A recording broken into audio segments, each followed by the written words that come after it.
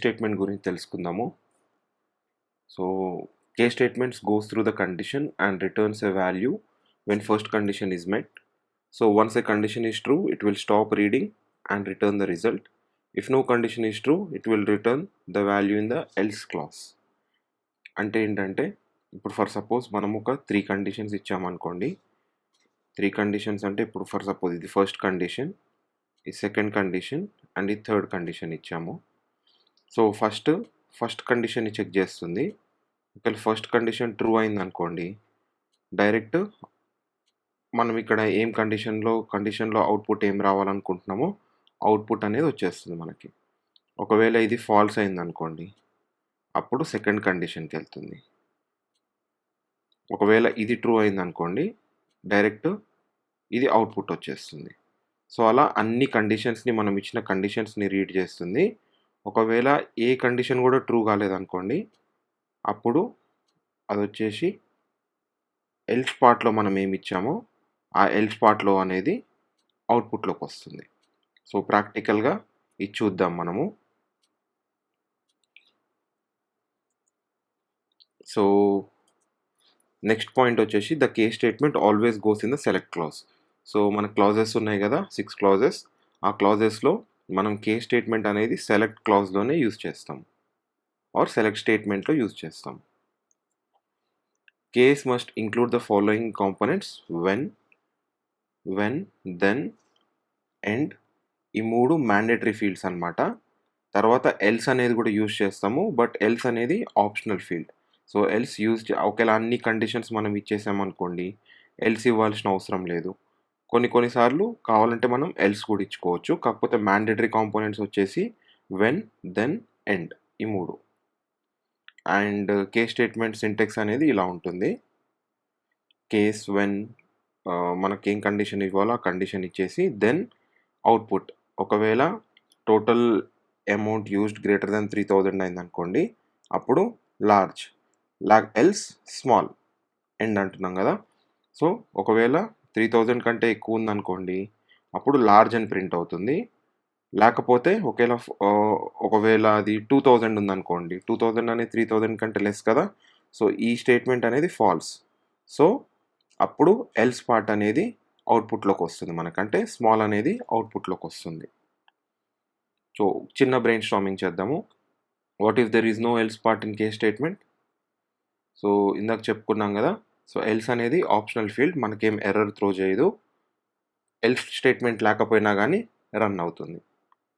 ఒకవేళ మనము కండిషన్ ఇచ్చాము, ఆ కండిషన్ అనేది ఏ క్రైటీరియాను కూడా మ్యాచ్ కావట్లేదు అండ్ ఎల్స్లో కూడా మనం ఏమి ఇవ్వలేదు, అప్పుడు నల్ అనే వాల్యూ వస్తుంది మనకి, రైట్?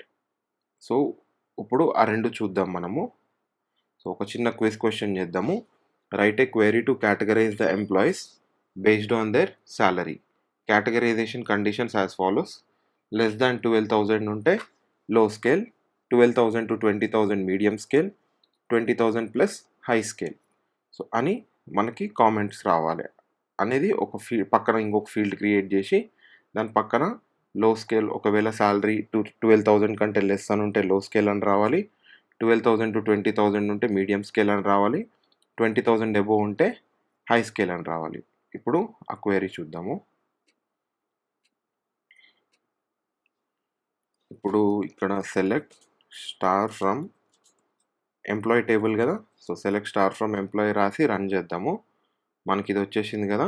సో ఇప్పుడు చూడండి, ఇక్కడ 7,000, 22,000, 20,000, 14,000 ఇలా చాలా శాలరీస్ ఉన్నాయి. ఇందులో మనకి కండిషన్ ఇచ్చారు కదా, ఆ కండిషన్ బట్టి అవుట్పుట్ కావాలి. సో మనకి పర్సన్ ఐడి కావాలనుకుందాము, అంటే కాలమ్స్, అన్ని కాలమ్స్ తీసుకుంటాను నేను. Last name, first name, salary, దాని తర్వాత కామెంట్ కూడా కావాలి కదా. సో ఇది మనం కే స్టేట్మెంట్తో రాస్తాం. Case when salary is less than 7,000. salary is less than 7,000 అనుకుందాము. దెన్ salary less than 7,000 అంటే లో స్కేల్ అని రావాలి కదా మనకి. లో స్కేల్ అని రాద్దాం. తర్వాత ఇంకొక వెన్ కండిషన్ రాద్దాం. వెన్ సాలరీ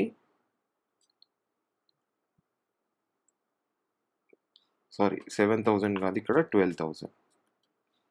క్వశ్చన్లో 12,000 అడిగారు కదా, 12,000. ఓకే. సో నెక్స్ట్ వన్ వచ్చేసి when salary is greater than 12,000 and salary less than 20,000, then medium scale అని రాద్దాము. తర్వాత థర్డ్ కండిషన్ వచ్చేసి వెన్ సాలరీ గ్రేటర్ దాన్ 20,000 రాద్దాం, దెన్ హై స్కేల్. సో ఇలా సింపుల్గా మనం రాసేసుకోవచ్చు. ఇప్పుడు ఇందులో మనం ఏం చేయాలంటే, ఇంకొకటి మిస్ చేసాం మనము, ఇక్కడతో అయిపోలేదు. ఇంకోటి ఎల్స్ కావాలంటే ఎల్స్ రాసుకోవచ్చు, లేకపోతే డైరెక్ట్లీ నేను ఇక్కడ ఎల్స్ రాయట్లేదు, డైరెక్ట్లీ ఎండ్ చేసేసి as column name alias name, ఈ మొత్తం కేస్ స్టేట్మెంట్కి మనం ఒక అలియాస్ నేమ్ ఇవ్వచ్చు. అది వచ్చేసి యాజ్ కామెంట్ అని రాద్దాం, యాజ్ కామెంట్. సో ఇప్పుడు ఫర్ సపోజ్ ఇప్పుడు ఈ ఫుల్గా రన్ అయిందంటారా, చూద్దాం ఒకసారి, రన్ చేసి చూద్దాము ఇది కంప్లీట్గా కరెక్టా కాదా అనేది.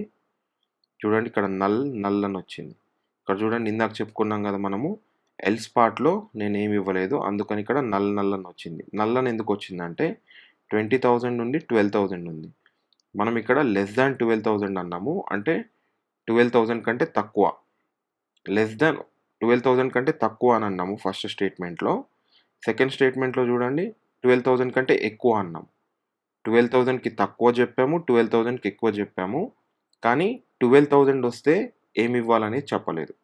సో మనం అదే ఇక్కడ salary less than or equal to 12,000 అని రాసామనుకోండి. ఇప్పుడు చూడండి, ఇప్పుడు మనకి ఇక్కడ 12,000 దగ్గర నల్ వాల్యూ అనేది పోయింది, ఇక్కడ 20,000 దగ్గర నల్ వాల్యూ ఉంది. మళ్ళీ ఎందుకు నల్ వాల్యూ వచ్చింది, మనం సేమ్ ఇందాక చెప్పుకున్న కేసులోనే ఇక్కడ శాలరీ లెస్ దాన్ 20,000 అన్నాము, మళ్ళీ ఇక్కడ శాలరీ గ్రేటర్ దాన్ 20,000 అన్నాము. ఒకవేళ 20,000 ఉంటే సో ఇక్కడ salary less than or equal to 20,000 అని రాద్దాము. ఇప్పుడు చూడండి నల్స్ రాకుండా మనకి కాలమ్ నేమ్ అనేది కామెంట్ అని వచ్చేసింది. వచ్చేసి 7,000 ఉంటే లో స్కేల్ వచ్చింది, అండ్ 14,000 తీసుకుందాము మీడియం స్కేల్ వచ్చింది, 24,000 చూడండి హై స్కేల్ వచ్చింది. సో ఇలా మనం కేస్ స్టేట్మెంట్ యూజ్ చేసి కేటగరైజ్ చేయొచ్చు. సో ఇది కేస్ స్టేట్మెంట్ అనేది వేరే ప్రోగ్రామింగ్ లాంగ్వేజెస్లో మనకి ఇఫ్ ఎల్స్ అనే కండిషన్స్ యూజ్ చేస్తాం కదా, దాన్ని కాంపెన్సేట్ చేసి మనం సీక్వెల్లో కేస్ అనే స్టేట్మెంట్ని యూజ్ చేస్తాం. Hope you understood. Thank you.